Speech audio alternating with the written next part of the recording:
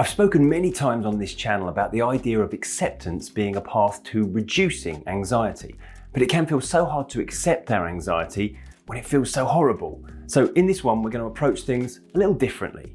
Instead of just trying to accept anxiety, we're going to stop resisting it. And yeah, I know that might sound like exactly the same thing, but let me explain.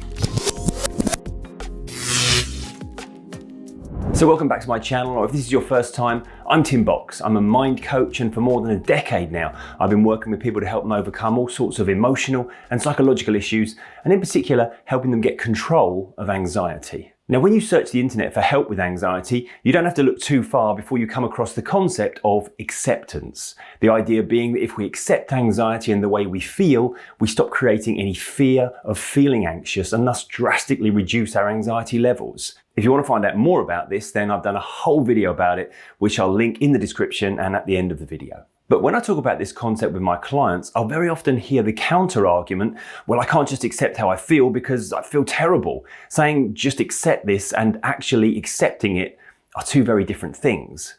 Also, if you're trying to accept anxiety as a route to reducing or even eradicating anxiety, that isn't accepting it. That's doing whatever you feel you need to do to get rid of it, which is of course the exact opposite of acceptance. But let's look at this slightly differently. You see, it's not actually anxiety that we're trying to get rid of.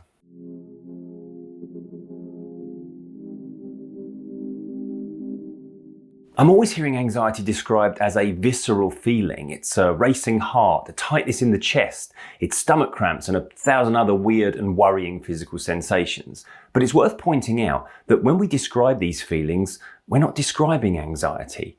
We're describing the stress response, also known as fight or flight, also known as fear. You see, anxiety is the emotion that steers our focus towards something that is deemed to be important.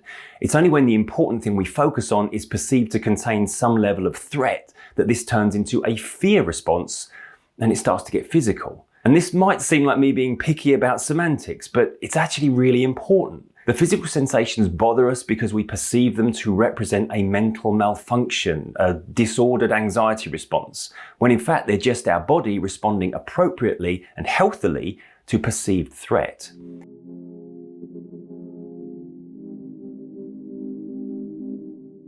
Now, I know redefining our terms might not seem like the most important thing to focus on when, whatever we call it, it feels horrible.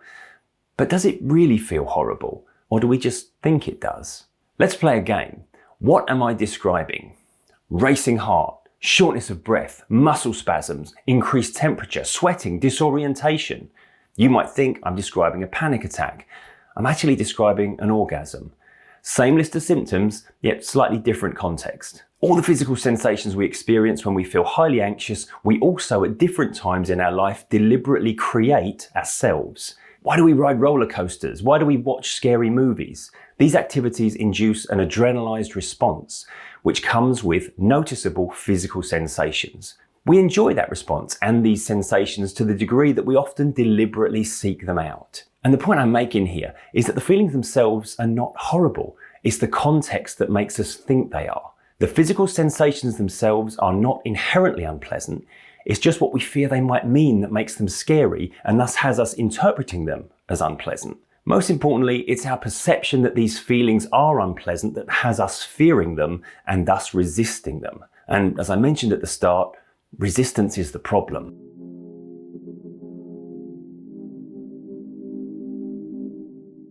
You might have heard the phrase, what you resist persists. What we mean by this is that the harder we try to prevent a feeling from overwhelming us, the more we inevitably focus on that feeling, and this creates the perception of amplifying the feeling as we psychologically zoom in on it. As we've already said, we're resisting anxiety because we fear the way it feels. But it's the fear of it that creates the physical sensations that we then confuse for an anxiety problem and then react to with even more fear. There's that anxiety loop again. This is why resistance increases and draws out our instances of high anxiety, because our current beliefs about anxiety cause us to create fear in response to feeling anxious. So what do we do instead? Well, the answer is simpler than you might think. If it's the resistance that has been causing the problem, then what we need to do is stop resisting it. Now that we know these physical sensations are not a sign of malfunction, but are in fact a sign of a healthy, functioning fight or flight response, we don't have to react to them as if they mean something sinister. It's okay to acknowledge the way we feel without having to react to it. I'll give you an example of what I mean. So I do a fair amount of public speaking, and I always feel nervous when I do it. In fact, even when I'm sitting at my desk preparing for a talk, I'll often get that rush of fear and anxiety sweep over me like a wave as I imagine the moment that I step out in front of people and start to speak. This used to bother me that I felt this way, and I used to wonder if I'll ever get to the stage where I no longer feel so nervous about this stuff. Then, a while back, someone mentioned to me that this was the very natural hit of adrenaline that our body gives us in response to an upcoming challenge, and it was actually pretty normal. Once I looked at it this way, I started to respond differently to that wave of adrenaline. I could now see it as natural and nothing to fear. These days, when I'm about to give a talk, I know the nerves will come. I'm waiting for them to come.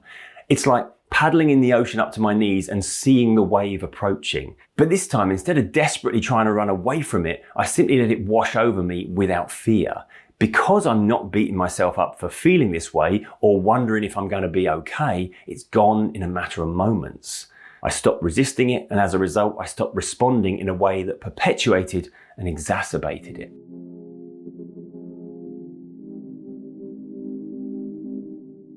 I want to leave you with one last thought about this. Somebody once told me about a poem called The Guest House.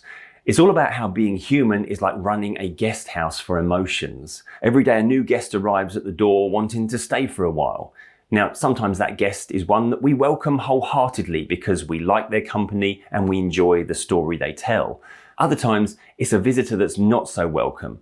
Their presence feels uncomfortable, maybe even unpleasant. However, all our guests at some point move on because they only came for a short while and only wanted to tell their story and leave. If we try and keep out those guests that we don't enjoy spending time with, then it just takes longer for that guest to tell their story and ultimately longer for them to leave. But it turns out even the uncomfortable emotions don't do us any harm, and ultimately we don't have to fear letting them in. Sometimes we make the process of running this guest house for emotions harder than it needs to be, purely because we've become afraid of opening the door. When it comes to those physical sensations that come with fear, yeah, they can feel pretty unpleasant at times. But always remember that this is mainly because we've grown to believe for some reason that they shouldn't be there. We were desperately trying to resist the way we felt as if it had some deeper, sinister meaning to feel this way. If instead we stop resisting these feelings, we might just find they pass a lot faster and we experience a lot less of them. So I really hope this video has been of value. Please let me know your thoughts down in the comments below, and don't forget to hit the like button and ring the notification bell for lots more videos like this one. Remember, I'm also now doing a weekly live Q&A every Friday at 6 p.m. UK time, where you can ask me your anxiety related questions. So please join me for that. Also, you can now become a member of the channel and receive extra content every week, including video tutorials of my full system for change with extra insights and exclusive weekly live streams. Just hit the join button on the home page. But that's it for now. I'm Tim Box, Mind Coach. Always remember to be kind to your mind. I'll see you next time.